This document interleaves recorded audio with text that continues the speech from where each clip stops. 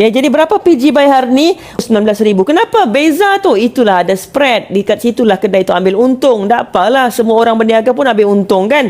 Okay, yang penting spread dekat Public Gold hanya 6 ke 9%. Tuan-puan tengok dekat kedai-kedai emas kadang-kadang ada spread yang sampai menghampiri 20%. Emas 999. Saya pernah ada pengalaman tau. Jadi sebab tu pentingnya ilmu tuan-puan. Bila kita ada ilmu, kita boleh buat decision sendiri. Boleh buat kira-kira sendiri. Okay? Okay, stay. Kita tengok berapakah peratus keuntungan setahun. 19,038. Ini sudah tolak spread sudah ni.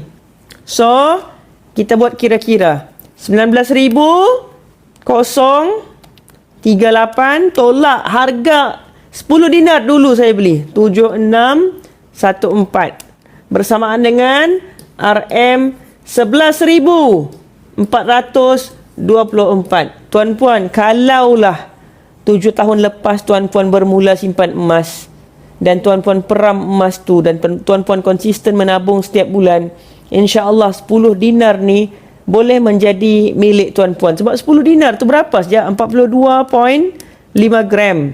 Bahagi dengan 7 tahun, bahagi dengan 12 bulan. Kena simpan 0.5 gram setiap sebulan. Berapa sangatlah harga 0.5 gram? Apatah lagi dulu. Tapi orang yang sibuk tengok harga, tak payah cakap 10 dinar. 1 dinar pun tak ada tu. Tak cukup-cukup tu.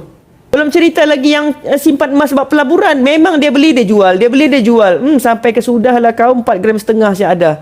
Jadi, tengok perbezaan dia 11,000. Siapa mau bagi kita duit free 11,000 tuan-puan? 1,000 pun tak ada orang mau bagi. Tapi inilah beza dia kalau kita faham ilmu dalam kita menabung, melabur, saving, whatever you call it.